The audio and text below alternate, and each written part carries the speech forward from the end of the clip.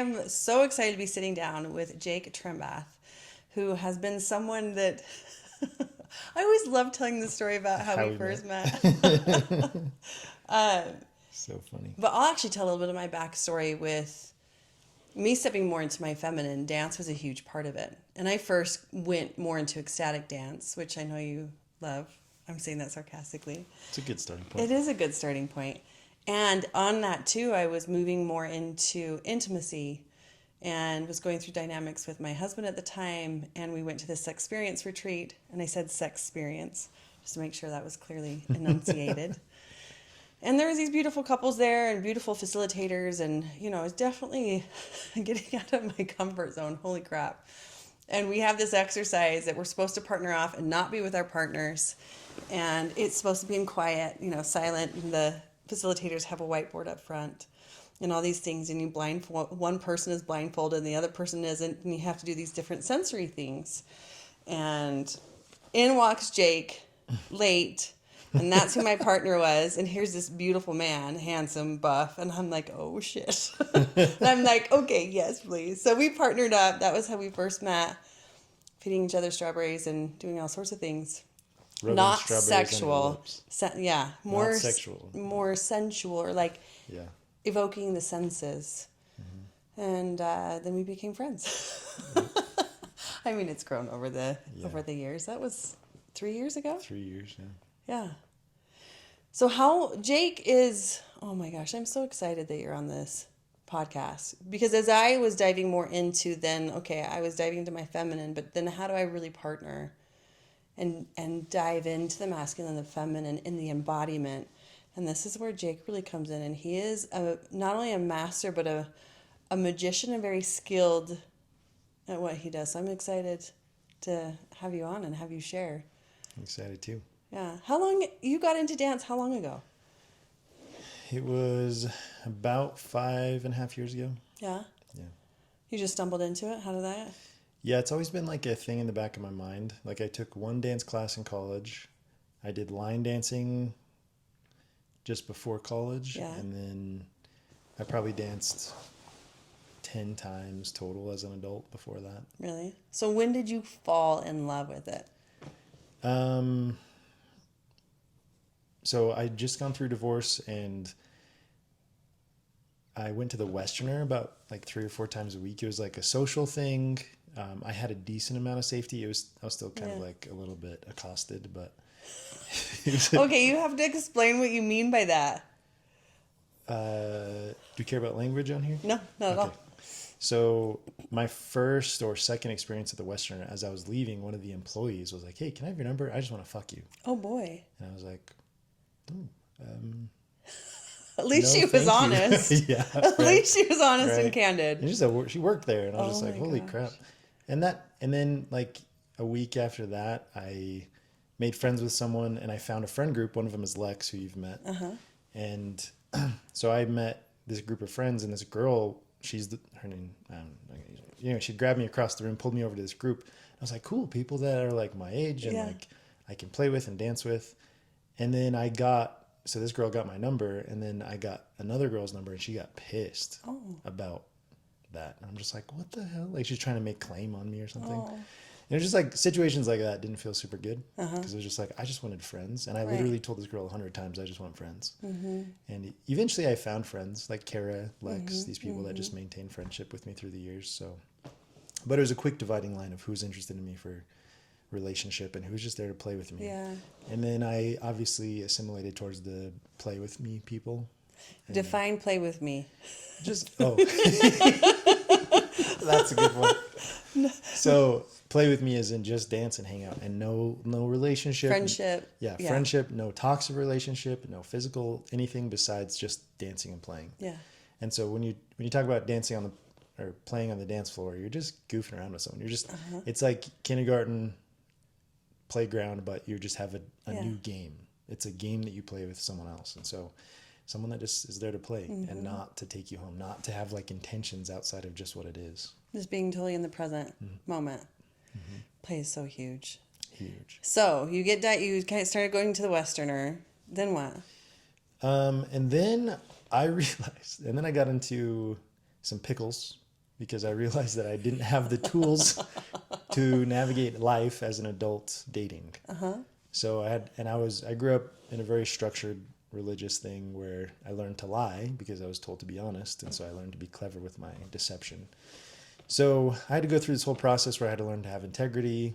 I had to learn how to be a good, like I was already a good person. I just inherently had that. I feel like most of us do.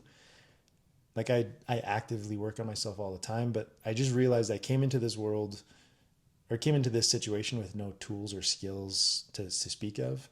And so and then I failed, my marriages fell apart, and she pointed at like a lot of stuff about me getting therapy, and I'm like, okay. And I would do therapy, and my therapist was like, you feel pretty good to me. I'm like, yeah, me too. I don't know. And so I just like, all right, well, I'm interested. If I'm not seeing something, I'm interested in figuring it out. Yeah. So I began a self-love, self-grace practice where I was like learning to let go of my self-hatred, and I began to learn about relationship and attachment styles, and I learned about trust, and I learned about abuse, and I learned about all these things, and I learned that I was in a trauma bond, and there's just like so many crazy things that I was just like, what the heck? Just like brand new information. So I dove headfirst into this psychology therapy so that I mostly for myself, selfishly, but with that selfishness, I was also dancing at the same time. So I would dance, and as I danced, I was like, this is interesting. Like I'm learning about attachment styles, and I'm seeing that this person's feeling anxious to me. And then I would ask them, because I'm curious, I'm like, do you know what attachment styles are? They're like, yeah. I'm like, do you know what are you anxious? How do you know that? It's like, oh, I'm on to something weird here. And then I had a friend come to see me. Well, she came and we did lessons. Anyway, as I was dancing, I did a medicine journey where I learned to be okay with myself, basically. Like it was the beginning of my self-love. Yeah. And so I watched myself become someone that I could actually love during this process. I was like, what the heck? Anyway, so as I did that, my expression became bigger because I muffled my expression my whole life. And after that experience, I was like, I can actually be me and be me without like completely hiding who I am. Because a lot of my life, I wouldn't wear like tank tops. I wouldn't, if someone thought I might be showboating or prideful, I just shut it down. Be like, nope. And just completely close down my reality. And then I go on this journey and I learned that like, I'm someone that's deserving of love as well. And I watched myself and I'm just like, that's cool. And then I began to have more expression in my body and expression in my dance. And so that paired with my dance, and that immediate following week, I had more expression in my dance. And I think 2 guys asked for my number for me to teach them how to dance. Wow. Yeah. They're just like, can you teach me how to? And I'm like, I'm just barely starting, but sure. Like I can show you what I know. Yeah. And so anyway, I start teaching people just because I have more expression than they do apparently. And then I learn about attachment styles, and then people start coming to me for lessons because I'm like pulling these things out of people. Like, oh, I worked with a lady and her body couldn't stay straight with me.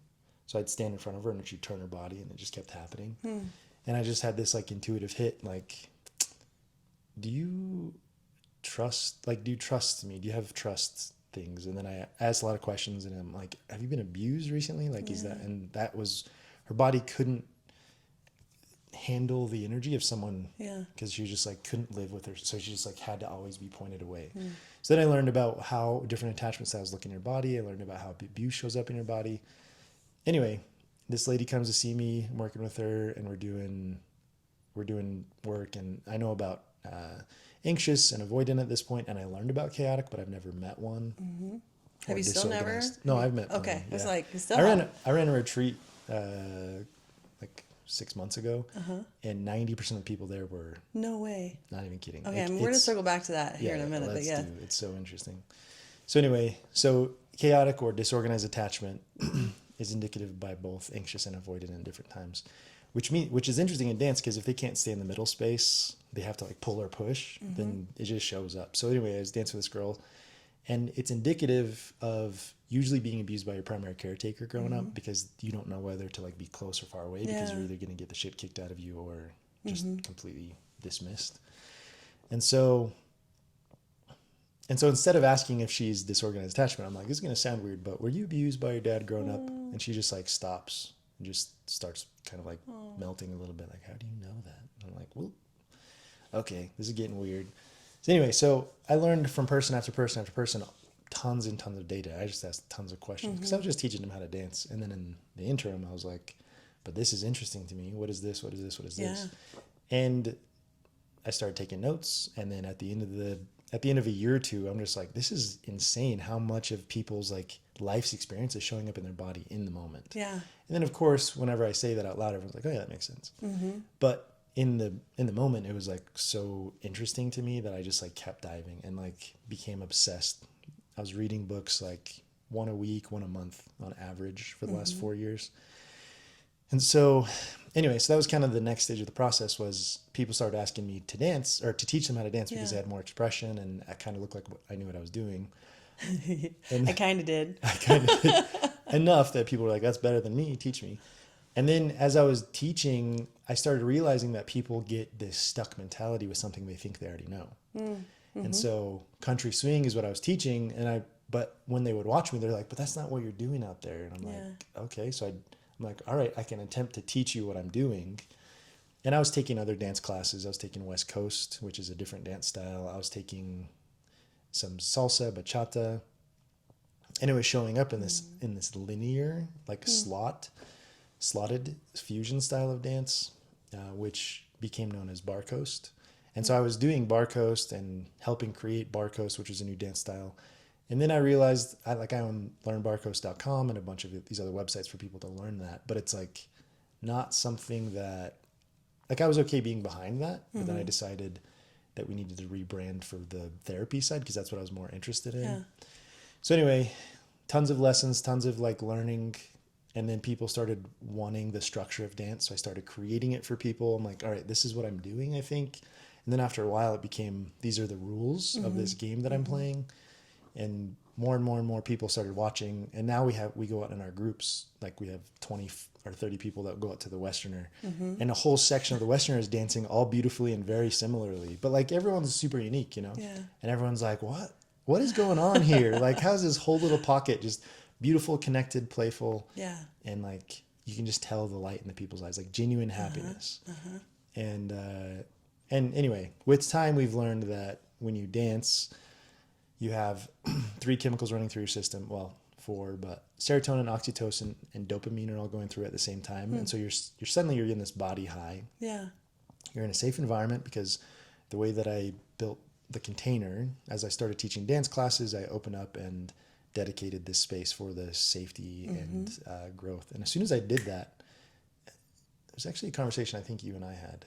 I don't remember. You're going to have to refresh me on my mind. Yeah, I'll just act like I'll give you all the credit for it. I don't need credit. I just remember we had a conversation. I think it was at one of our retreats, and I was like, I need to do that to my space.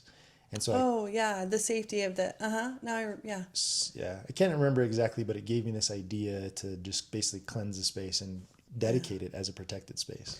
I'm really big into anytime I do any kind of creation, I do put container in almost a boundary way of like, hey, in my practice, for example, the only people that are ready to fully take accountability and shift will come into my space. So if anybody does, I know they're ready. I don't even have to wonder. Right. And I know I'm protected. Right. So I think, that's probably... Same process I went through. But then I was like, we had a conversation. I had a conversation with Shane.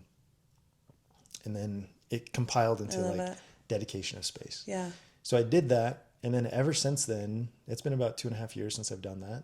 My classes have been more full and almost perfectly balanced, which is crazy to me. Because normally you're thinking like, oh, there's probably like 20 guys and 10 girls or 20 girls and 10 guys. It's been within like 2 or 3 people for 2.5 years straight. It's crazy. Yeah, you're good at that. So, and whereas before that, I had classes where 16 people would show up and there'd only be 1 girl. I'm just like, oh gosh. And anyway, so I dedicated the space for the safety of everyone that came in so that we could all learn and play and just create a cool container for a community. And then just like from that and all these other experiences, all the learning, I've learned the power of community to rewire. Like, anyway, it's been the wildest journey, but it all started with me going through authentically going through my own healing journey where I was learning how to communicate better, between the masculine and feminine. And I realized that people that are very controlling, that it would start showing up in the dance, and I'd watch them like move their partner around in this controlling energy. And I'm like, hey, is this how you're showing up in life? And people are like, people that are open are like, what the hell? I think I am. And the people that aren't are like, no. I already know what I'm doing. Shut up. Leave me alone. You're like, okay. Yeah, you just proved my point. Yeah. Yep. So it's just been this wild journey, but it all started with, it's just something for me to do. It was a pastime where I could play with people, and then it transformed day by day, by month. And now I have this amazing team, because once you kind of like tune into the frequency that you want to be in, the people that are meant to be in your little space just kind of gravitate in. Absolutely. Like how you've shown up in my life, and it just keeps happening where more and more cool people keep coming in. So, but now we have a little team, and now we're doing online content. We have an app coming out pretty soon. We So cool. we have a whole bunch of cool, amazing stuff on our adventure going ahead. Wow, and this is just I have never heard like how you got into all this, so that was fun for me to hear. Yeah. But this touches on so many pieces, especially where this podcast is about embodying ascension, right? And this piece of just that safety piece alone. Most people do not feel safe in their bodies. And I know that was something that I had no idea. I was so disconnected, and there's still elements to where I'm still working through some things. Yeah. But first, like for me too, it was kind of a play thing. It definitely got me out of my comfort zone to go do ecstatic. Yeah. And I'm like, how did I even get introduced to that? It was a guy that I was dating had kind of introduced me to it, and I started going, and it's like, wow, starting to get more comfortable in just my own skin and my own body created more safety here. And then I started noticing more of a reflection in other people. Yeah. But I remember coming over, and I can't remember when did we dance at Sex Experience? Yes, we did. Yeah. Yeah, we did. Barely. And yeah, very little. And I'm like, oh, I really want to learn this, because the whole dynamic of the masculine and the feminine, how you teach that is so beautiful and so desired. Yeah. I think for anybody that is wanting a partnership, which I don't know who doesn't, because everybody wants love. Yeah. And that was so eye-opening to me back then. And it was so intimidating, because I'm like, the whole idea of partner dance, like I'm now, you know me, I'm like, I can solo dance all day long. And then the partner dance, I'm like, oh shit, I've got lots more to learn here. Yeah. But I am doing better, thanks to you. Kicking ass, yeah. Not quite kicking ass. But I do remember, as you're talking, I'm like, I remember the first time dancing with you. And this piece about intimacy versus like the sexual energy versus intimacy, especially when you're in dance. I think that's one of the things that I've so loved watching your group, is there's this intimacy and this connection without it being sexual. Yeah.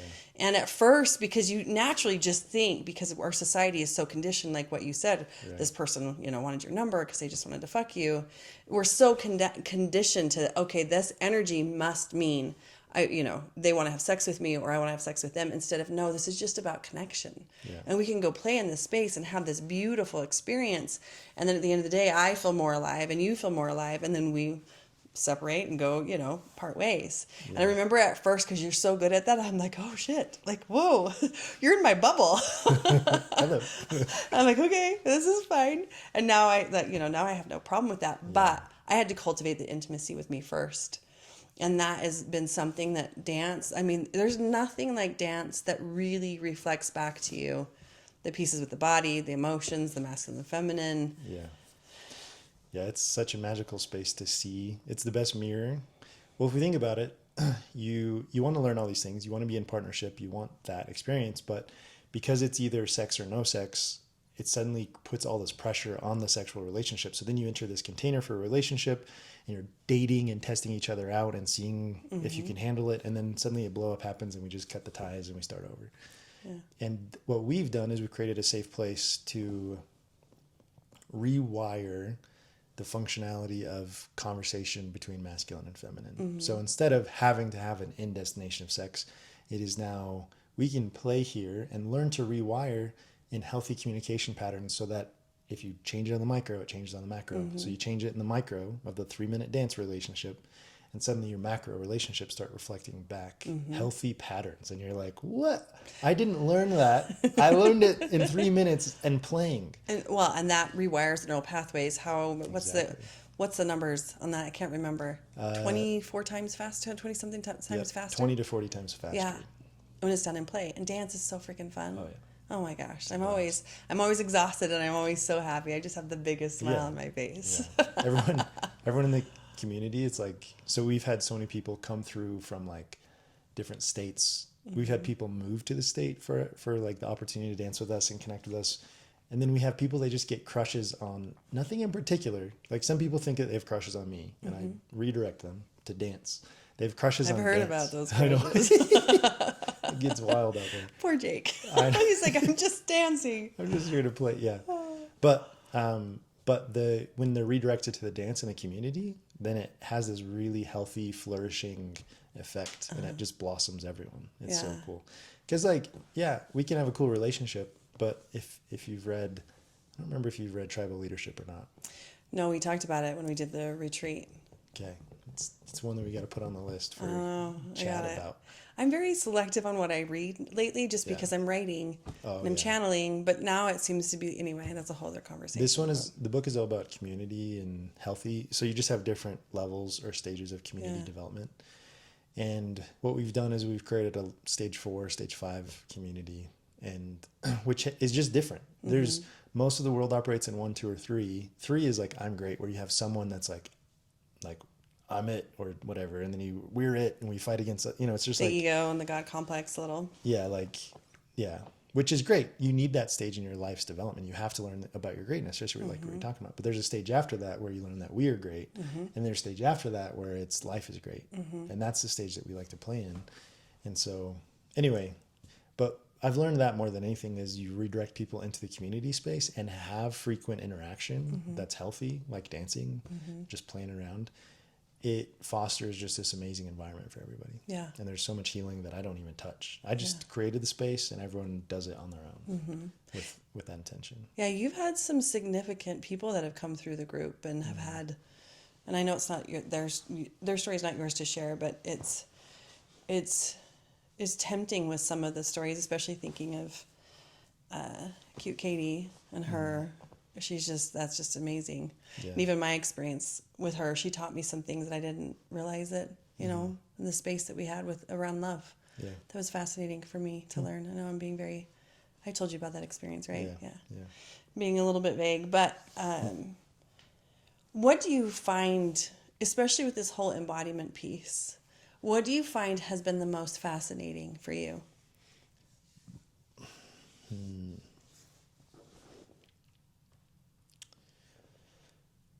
Well, the first most fascinating thing was that, I mean, I know it now as knowledge, but it's like back then it was like how your body shows up is how your body shows up. So if it shows up anxious here, it's going to show up anxious in a relationship. If it happens in a 3-minute relationship, it'll happen in a 30-minute or 3-hour or 3-week or 3-year or 3-decade relationship. And so the micro is the macro. How you do one thing is how you do all things. That was probably the most interesting, big, aha. When the intention is set for a community and the space is created, it just fills. That was wild, because I was having I was averaging maybe 10 people in my classes, and then I set that container and all of a sudden I started having 30, 40, 50 people in my classes. You draw a beautiful crowd, a big crowd. Yeah. It's pretty cool. So that was a really cool aha. And then with the actual embodiment, I'm watching these seeds get planted and then they grow with or without me, which I love, because I'm I don't want to be a gatekeeper. I'm not hey, this is only mine. I'm hey, this is for everyone. And then some people will join and then they'll just stop dancing or just not showing up to stuff for months. Yeah. But because they had those seeds of new thought development, or they saw it on the micro and they started making these little micro changes. Some people, I only get them for 2 lessons, and the whole focus is rewiring the inner critic or changing the self-deprecation dialogue to be just a little bit more self-love, like a 1% change, 10% change. And I'll watch in 6 months how different they show up in dance. They have more connection, more availability for connection. So that's probably the most interesting thing to me is that's the most recent one. So I learned that at my birthday party last month, because I hadn't seen these people in a year or 6 months, and they were dancing better than they ever have. Yeah. I'm what have you been doing? Practicing self-love. I'm whoa. And it just magically, you don't have to learn dance. It's just, you have to learn how to really love yourself, and then you can show up with full expression. Yeah. which was so cool. Your birthday party was so fun. Yeah, it was so fun.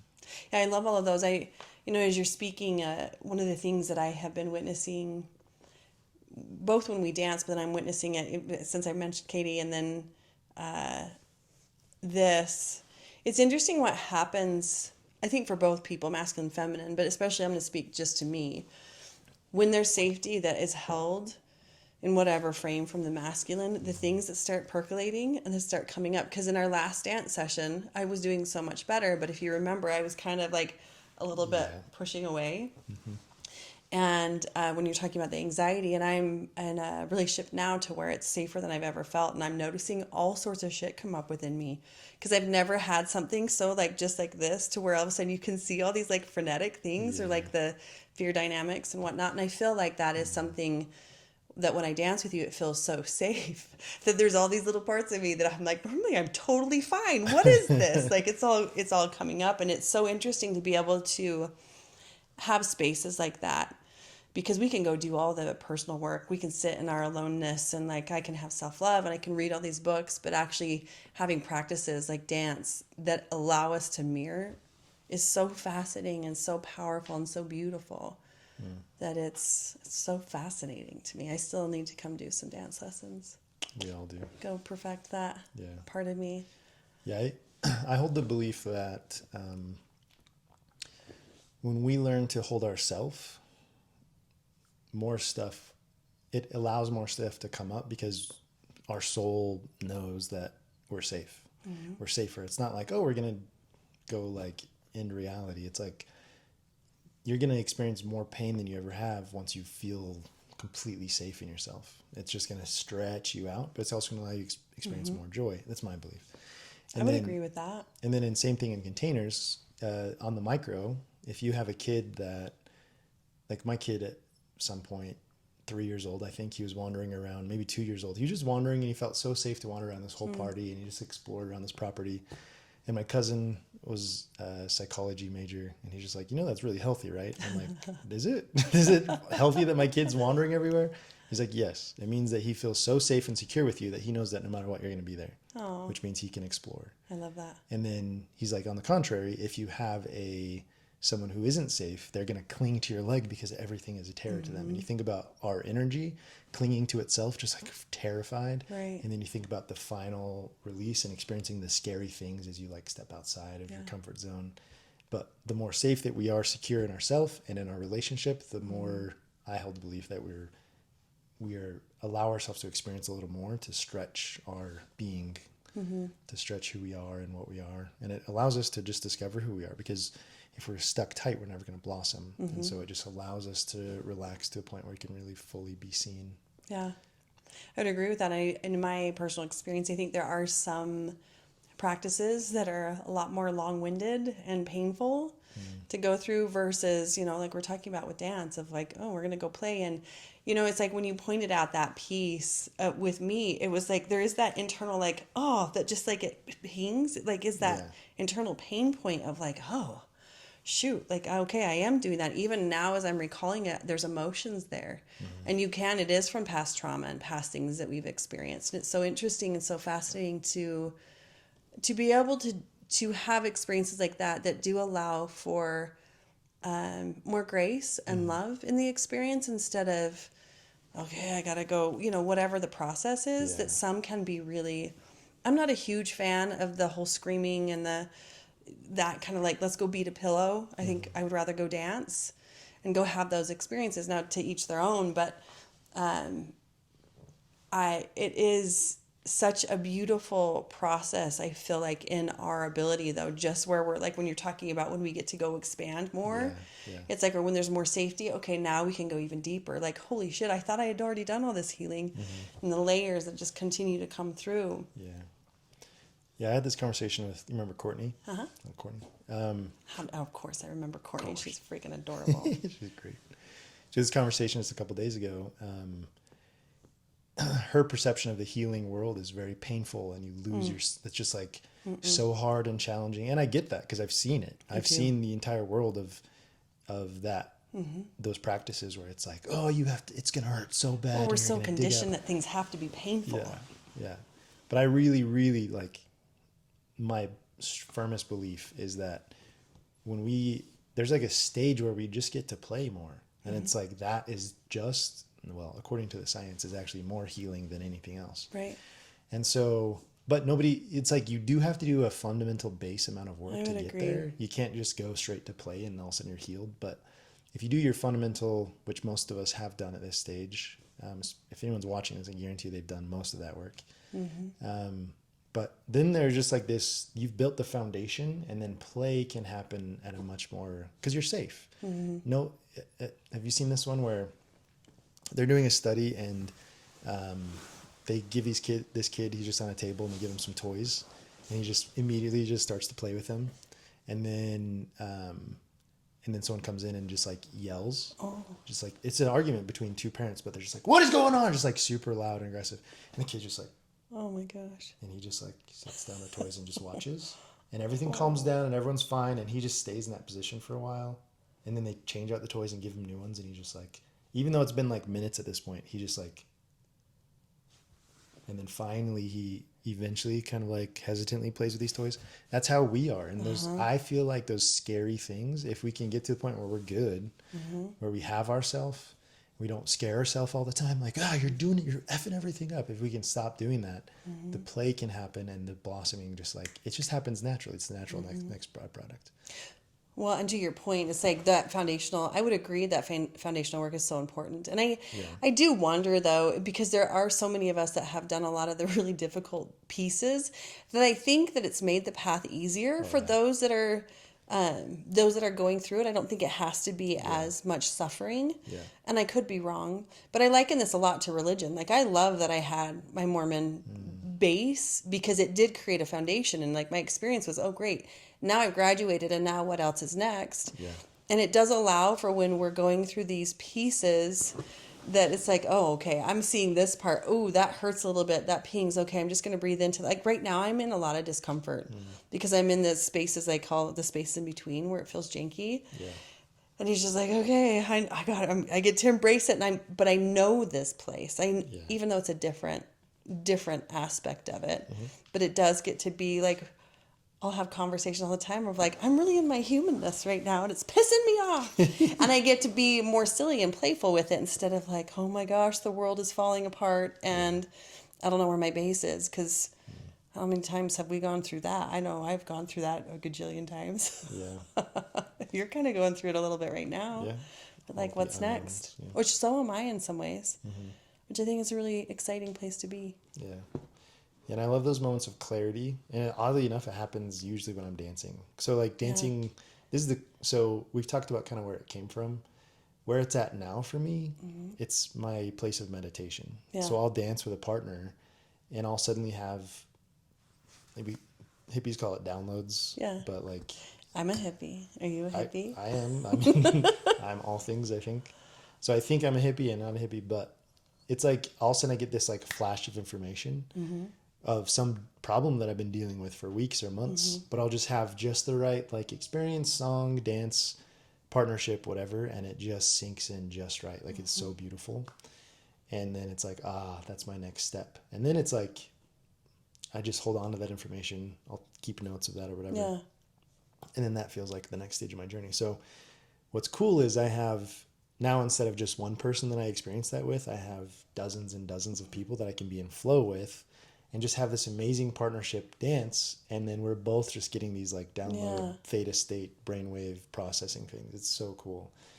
And now it's just like an easily accessible flow thing. So it's like when you put in the time to learn an instrument, you can get into flow in that thing. Like if you're playing piano or guitar, you can get into flow, and I'm sure that it helps people in certain ways. But in partnership, it's different, because it's a relationship with another person. Right. And as they mirror things, it brings up like you were talking about, it brings up that little insecurity, and it's like, oh, this is how I can reframe that. That's how I can work through it. And so I feel like those painful places that we're talking about, those in-betweens, they used to be longer periods of time, and I almost feel like they're shortening now. I'd agree. And I feel like I'm learning at a just much more rapid rate. So where I'm at now is I have a community, an amazing community of really cool, I consider them conscious, healthy people with really healthy relationships. everyone tells me about how dramatic the dance world is, and that's true for the dance world that I've seen, but the dance world I've created and that we're part of is very low drama, very a lot of love. And so we've just created this unique little bubble, and I feel like it has so many answers. It's a micro community of healthy expression that helps us all rewire our larger relationships in life, or our macro things like in our jobs and whatnot. Yeah. So what's happening now is I'm watching problem solving happen at a much more rapid rate because of the opportunity that we've created with each other. So. Well, I feel like too, a lot of this has to do when we're talking about the masculine and the feminine. And if you look at God as an archetypal type with its sex is usually more masculine, and the feminine, the creatrix energy, which is also God, gets to be in her little chaotic energy, but she knows here's the boundaries, here's the banks to my river. Yeah. And in dance, for me in the feminine, like having the masculine, trusting the masculine has me, even if I mess up, because I mess up, and then it's like you just kind of breathe through it and play with it. And it's like I always do my little screams and whatever, like, I just screwed up there or whatnot. But I feel like that's so indicative with life and with trusting the flow of like, I know if I'm stuck, I know that if I sit here and I just allow and I actually let go and I go play or I go do something like that, it will come, because it does. And so it's like developing more and more of that trust with source, the divine, in our flow of how we get to move through life. And so I feel like it's such a beautiful mirror in that space. Would you agree? I would agree all the way. Yeah. And as you talk about the masculine and feminine, I feel like what dance allows is I feel like after all of this, all I'm doing is helping people with their communication with masculine and feminine. And so once all the little buttons are turned internally, so I don't self-abuse, and so I have self-love and I understand my greatness, and then you do the same thing, suddenly we get to start a new thing. And just like I was talking about at the beginning, when I was teaching country swing, everyone was like, I already know how to do this. And it was like, okay. Whenever you reframe it and you're learning something brand new, like this dance style, it allows you to, it's like starting something brand new, fresh. Everything is new. And instead of being like, I already know, all the paths already built for your old crappy communication, it's like, you get to start new. And it's like, oh, I'm going to practice a little self-love here. My negative self-talk is showing up in my container, and she thinks she's taking it as I'm disappointed in her, when really I'm just mad at myself.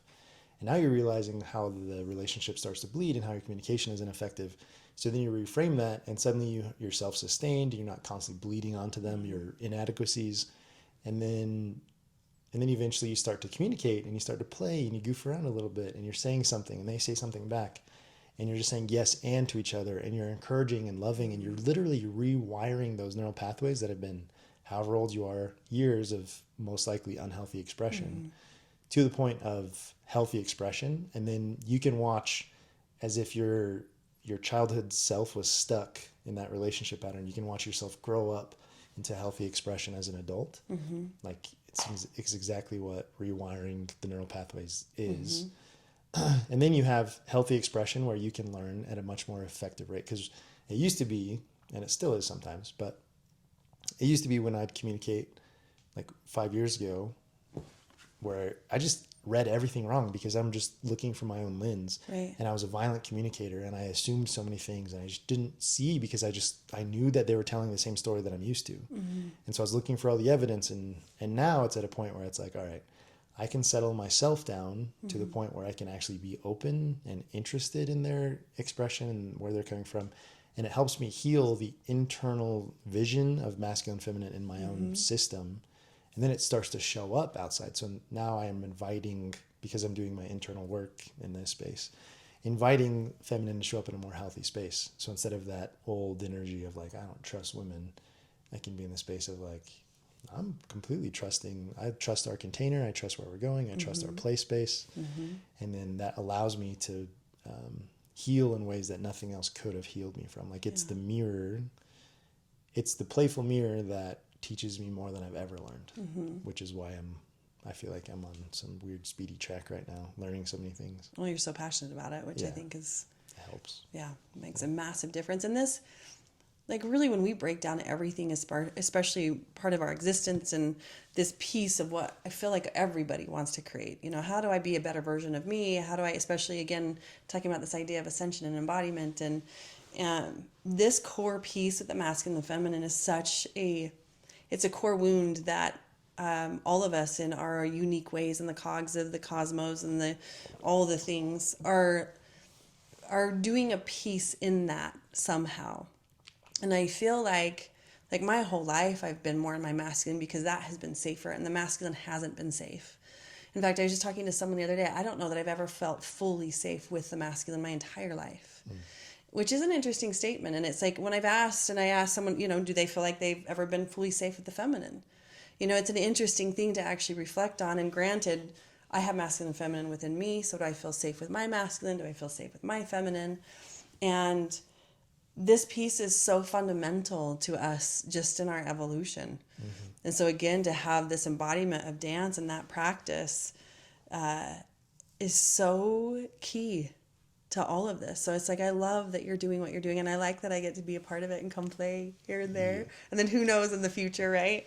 What gets to be created and the grand visions that you have that will come to pass one of these days in the community aspect. Yep. Which that's a whole other podcast. Yeah. About the community piece. There's a lot of people that don't believe that we can actually create it. Yeah. But I know you have a lot of opinions on that and beliefs. Yeah. I feel like what I bring is just a piece of the puzzle. Mm-hmm. But it's as far as communities go, I'm just going to boast about mine because it's amazing. Do it. Boast. But I just feel like it's whatever we figured out is integral for whatever community happens in the future. Yeah. Whether it's like rural development, small community development, whatever happens in the future, this piece that we figured out, this often meeting, the central location type of thing, the interaction, the one-on-one interaction, the healing of the masculine and feminine inside all of us, I feel like it's the most crucial piece that I agree that I have seen for community development. And it is showing itself. Anyway, it's just showing a lot of viability, which was I wasn't expecting. Well, especially in the community that we're in, there's a lot of people that are stepping out of religion, which is such a community that they completely lose their community. Right. And that sense of being so isolated and so alone is so damaging for the psyche and mental, emotionally, that, community is what our society, and there's so many things of what our world is needing, and we're moving into that.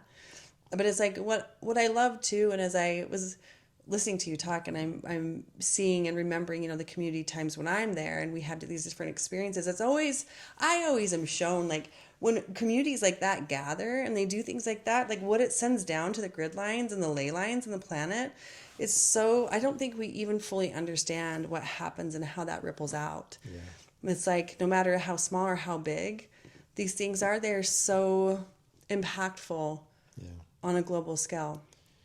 Yeah. I agree. And it's like so many times I think, so one of the biggest ahas I've had is this idea that if you heal the relationship within, it heals without, or it heals outside of you. So people work on the relationship with their dad, who it's been years and years and 30 years of pain. And all of a sudden they just like learn and forgive and realize that that's just mirroring something inside them. Suddenly their dad shows up that week and is like, hey, I just wanted to apologize. And it's like, what? How does that happen? But like, I've seen it time and time again too. It's wild. It's so fun. It's so cool. And I love just being like the person that's like, hey, maybe look at that. And then they do it and it changes everything. Mm-hmm. But then I feel like the next time around, when I tell someone that concept, they're like, oh yeah, I just started practicing that like 2 weeks ago. I'm like, but it just like you're talking about, like what we're doing has it's creating ripples in such a cool direction for people that I'm not even in contact with. Right. And there's the actual physical component. Like I've heard feedback from people. I've had someone came to my retreat who heard about me in Las Vegas. That was just, someone was dancing out there and they're like, hey, where'd you learn how to dance? And they mentioned my name. And so they looked me up and they found the retreat and they just showed up because they watched one person dance in Las Vegas. Wow. So there's the actual physical, what changes, but then what you're talking about, it just changes. It's fundamentally changing the planet to create more beautiful connections like this and more opportunities, and just to do it on a frequent scale, like every Wednesday type of thing, or every Saturday or whatever your class schedule is. I feel like it's sending that consistent, steady pulse into the earth of just like we're healing in so many cool ways. Yeah, I freaking love it.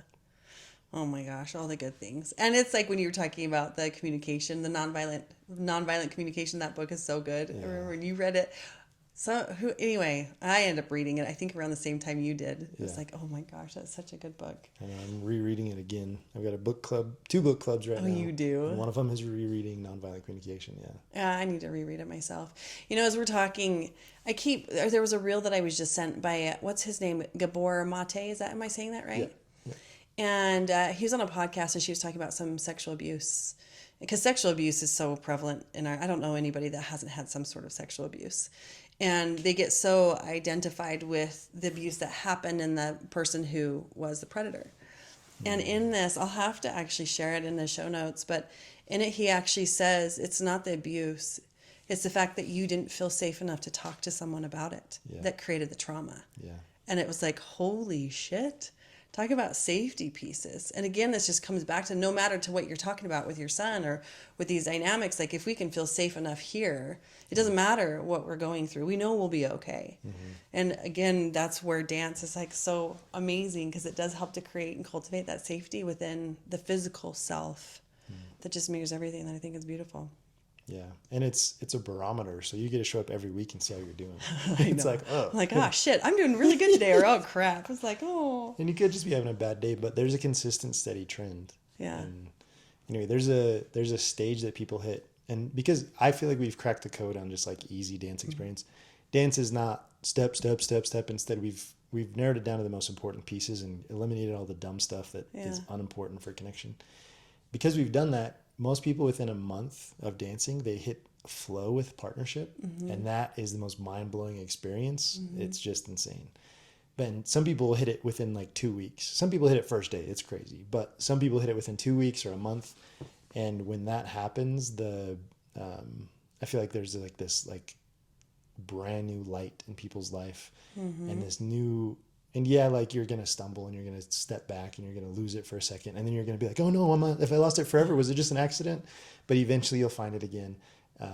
But once you have that safety and you can literally check in on how things are going. So you can, weird, but you can make decisions in unhealthy directions. And I can feel that in people. Like, I kid you not, this is dead serious. One of my dance students who I hadn't seen in months came and I was dancing with her and I'm like, she already knows I'm weird. So I'm just like, this is going to sound so weird, but are you in a physically engaging relationship right now? She's like, what do you mean? Like, am I having sex with someone? I'm like, yeah. And she's like, yeah, it just started like 3 weeks ago. I was like, I can feel it in your body. That is so funny. I can feel the surrender that she had because she normally has so much tension and like so much rigidity. And she was just in this like surrendered place. I could feel it exuding in her body. So you can, with people that are conscious and healthy, I feel like you can kind of have the communication and be barometers for each other.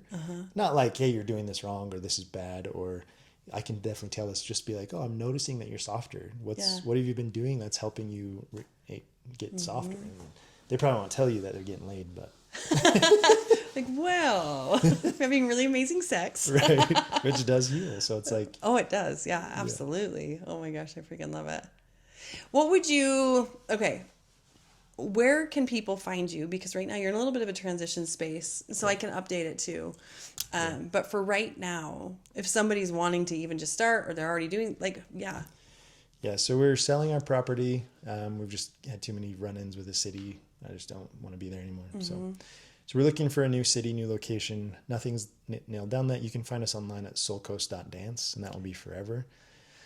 We'll be running we have a retreat this month. So in 2 weekends, what date? April 18th. Okay. Weekend. It's Easter weekend, but it's going to be Where are you awesome. doing it at? Park City. Oh, sweet. Yeah, so it'll be close. Yeah. So we have retreats. We'll have a retreat in June in Costa Rica. So that's a good way to come find us. We still will be holding our weekly classes. Right now we're just trying out a few different studios. Yeah. We're trying to buy a studio. There's a whole bunch of stuff we're working on doing. But as of right now, we still have our weekly Wednesday night classes. You can still sign up for private lessons anytime. I have intensive packages. So I've had people fly in to see me from Alaska, California, Missouri, like wherever, all over the United States. So you can come in and see me. We have intensive packages. Like if you're like dead set on shifting your reality, it's a little bit more pricey, but we can literally, like, depending on how much information you can take in, because it is a fire hose. But if you're like used to fire hose stuff, When you're ready, change that tomorrow. So we got We have intensive packages. They're a little more pricey, but you can do lesson before lunch, and after lunch. That's awesome. And you just like dive in, and it's definitely intense, but we have openings for that kind of thing. Very immersive. Let's shift to the immersive. Just get it done in 3 days. Yeah. And we have retreats like that too. So we have immersive, like the Costa Rica one. So that's awesome. But Soul Coast Dance has all of this stuff. Our app will be out probably in a week and a half. What's the app's name? Do you know? It'll be Soul Coast. Yeah. Soul Coast. Yeah, Soul Super. Coast. What are they gonna? What can they find in the app? I'll have to send you a link, but it'll be on the Apple Store. Okay. Yeah. We just barely sent it in for approval last week, and it got banned. Yeah. Not banned, but just a little. It was like there's too many quirks to keep. Yeah, so fine tuning. Yeah, it's just fine tuning these little details because it's like one of the pages, the scroll bar ended up in the middle. Oh, stuff like that. And the App Store's like, we're not producing this. My God. We're just polishing up a few things. Yeah, cool.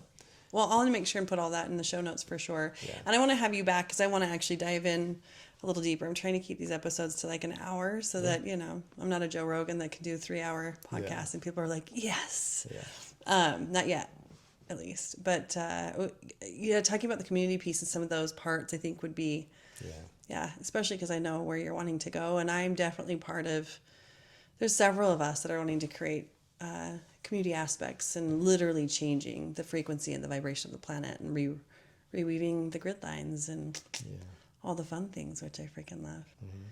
Mm-hmm. I'm trying to think if I have any other really good questions for you right this second.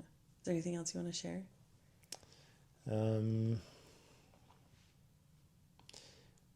Probably just like how easy the journey is. Yeah. Like it seems like it's challenging.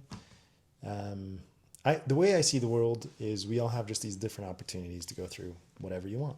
Mm-hmm. And so if you want to learn about breath work, you can become immersive. Mm-hmm. You can get immersive into it and you can become a master practitioner in a short period of time. And then you can do it every week. It's an accessible thing that you can do. When people think dance, they see and feel the challenge and the awkwardness and all this like intimidation. I mean, it's intimidating. So many things. Oh yeah. And you're in front of people and you're being looked at. There's so many things. Mm-hmm. And some people aren't quite ready, which is totally fine. Mm-hmm. I've had people come to my class and literally a year later come back through the doors like, I'm ready now. That first time I wasn't ready. Cute. I cried the whole time. Are you serious? And there's guy or girl? Girl. We had a dance and I talked about safety and she just cried and left. And I was like, okay, see you later. And a year later she came back. She's like, Jake, I'm ready for this shit now. And I'm like, hell yeah, girl. That's so great. And she's been ready. She shows up at retreats. She's kicking ass. Oh, that's so fun. But it's a lot easier than you think. Yeah. But just like we were talking about at the beginning, the container is set. So you just have to be ready. You show up ready and just interested. You can even just be curious. Mm-hmm.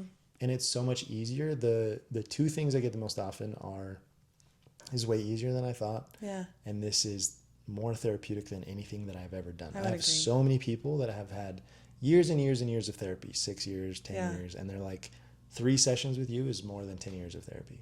And I'm just like, I can repeat the information. I'm not going to sell myself like that, but well, there is an element. Today's an energy of claiming that there is an element, especially with the level of mastery that you have, of self-mastery and self-teaching, and then having these experiences with client over client over client. Like you do get to own that, Jake. Yeah. Like you are unique in what you're creating. This is your genius. It's like you do get to claim that, and you're amazing at it. Very, very gifted. Thank you. Yeah, you're welcome. I've had more people. So I spent my whole life trying to do what I'm doing now, which is just affect people's lives and make an impact in the world. Mm-hmm. I've had more people in the last 2 years than in my entire life of working on this tell me how much I've impacted them, changed their life, saved their life, transformed their life. Mm-hmm. And it probably happens on a weekly basis. It's insane. Yeah. And so yeah, that is a true fact that I can own and claim. Mm-hmm. And we have really cracked the code on how quick it is. Yeah. It's quicker and easier and more fun than you can imagine. Mm-hmm. And everyone thinks about healing and dance as like two of the hardest things. But once you just show up and experience I haven't even thought about that. They do. That's funny. But then once you step through those doors and you see the level of, and you can literally pick a person in the room. Yeah. Ask them how many classes they've been to and how impactful it's been. And every one of them will say the same thing. I've been here 3 weeks and my life has already changed. I've been here 2 years and I can't imagine life without this. Yeah. I've been here 1 class and already I know that this is my path. So it's just crazy. Yeah. I wonder if it's more like healing is intimidating and so is dance. Mm-hmm. I think for me, it's more the intimidation of like stepping through like every time, even now, because I don't come consistently just because of my schedule. Mm-hmm. But when I do show up, I'm always like a little bit of that nervous trepidation of like, okay, we'll see how I do today. And there is a little bit of an intimidation of way getting out of your comfort zone. And healing is the same thing. You got to get out of your own way to be able to really fully dive into this. And that's how dance is. That's how healing is. And again, it's just like, it's so fun though. Like with the masculine, and this is how we really bring back like the true masculine, the true feminine, because I think we've lost it. I don't think we really know. And you and I have had a lot of conversations about this, what the divine masculine, the divine feminine truly is. And I do think this is one of the ways it helps to really embody, like, what does this get to be? How do I get to hold my frame? How do I get to surrender? How do I get to flow and play? And all these different dynamics that bring truth, which I love. And the coolest thing that we've discovered is that the feminine leads as well. So Tell me more about that. So we have, because I have to let go. You know me. I'm always like, okay, what's he going to do next? I'm always I'm letting go of that. I'm trying to read the direction. So it's a little unfortunate the lead is named the lead because you're both leading something. It's the yin and the yang and the balance. You can see my tattoo. Yeah. But each one leads something, and then there's a sub part of them that connects to the other. And so the lead leads the structure. The follow leads the flow of the dance. And as we've gone through this, like traditional dance styles, it's like the lead is the lead and you just listen to whatever he wants you to do. But what you're actually doing is the follow is leading the flow, that magic like energy, like that practice we had the other day where you got in a flow and I joined you. That's what you're leading in the dance. And so But you initiated that first, and that's what I loved. Yeah. So I can essentially, as a lead, I can invite it out, but you're the one that's in charge, right, of that part. And so the flow is yours, like your direction, your energy, like everything you bring to the dance is you. And my job is to play with that and match that. And your job is to keep enough frame that you can connect with me, because that's what I'm leading. I'm leading the structure. So you keep structure in your body so that I can lead your body. And then I keep enough flow in me that I can follow yours. So I'm interested in like getting down and groovy with you as well. Yeah. But in no way, shape, or form am I like play and you're just doing it. It's like you are initiating it and then I'm playing with you. It's a co-creation. And I think we talked about that last time I had my lessons. And I think that is so... I don't know that, again, we really know how to co-create, whether it's with God, because that's a whole other conversation, or with the divine, with the feminine, masculine, just in partnership. How do we co-create? How do I get to still have a voice and you get to still have a voice, and then we get to figure out how to dance together and make this beautiful symphony. So we get to co-create on the micro, practice co-creating, and then it just pops to the next level. Yeah. Hell yeah. Yeah, you're coming back. We're going to do a part 2 and 3 probably. Who knows? It just becomes a podcast where we just talk about this. I know. Just keep talking about how this experience. And one of these, I do want to do an experience. I do want to create something together, like do what we talked about with or at my mom's place and do a little event, which will be fun. We have openings in May. I'll be filming in May, so maybe July. We'll figure it out. We have a film coming up in May too. What is your film? It's not ours, but it's just one we're going to be part of on Netflix, I think. Oh, really? What's it called? Do you know what it's called? It's with Wendy. You know Wendy down south? Which Wendy? Wendy's World of Woo, I think. Oh, how cute. Which Wendy? The Yen on Fire Wendy. Oh, I didn't know that. That's exciting. Yeah. That's way exciting. Yeah, and there was another one. Anyway, we'll probably be in 2 by the end of the year. Yeah. And then I think I've had people reach out to me and are interested in, but I have such a staunch line of like, if I don't feel the same like integrity and like if I don't feel like you're in my frequency, no business, no question. Yeah. So I have a very staunch line. So I've had people reach out to me they want to do a documentary on us, and I just don't feel the alignment yet. Right. So I'm feeling like as I perfect, the right person will come up. How did you not tell me about the TV thing when I'm telling you about my stuff? Sorry. It's like, I'm like, well, I'm glad this came up. Yeah. That's so exciting. It's really fun. Oh. Yeah, basically she's just going through different experiences, and then she's having someone go through our experience, and then they're just talking about the effectiveness and all that stuff. Oh, so, I love that. That's so cool. And that kind of stuff, it just reflects back every time we've done something like that where people do it as an experiment. There's so much growth. Yeah. And it becomes the lifestyle and a passion that you just don't want to let go of. So. Well, the experiment or the curiosity, like I'm just going to go in this with curiosity. Like that is key to anything in life. I'm just gonna be curious and see how this plays out. Oh, okay. Well, I'll make sure and put all the things in the show notes. But you're awesome. Cool. Thank you. Appreciate you.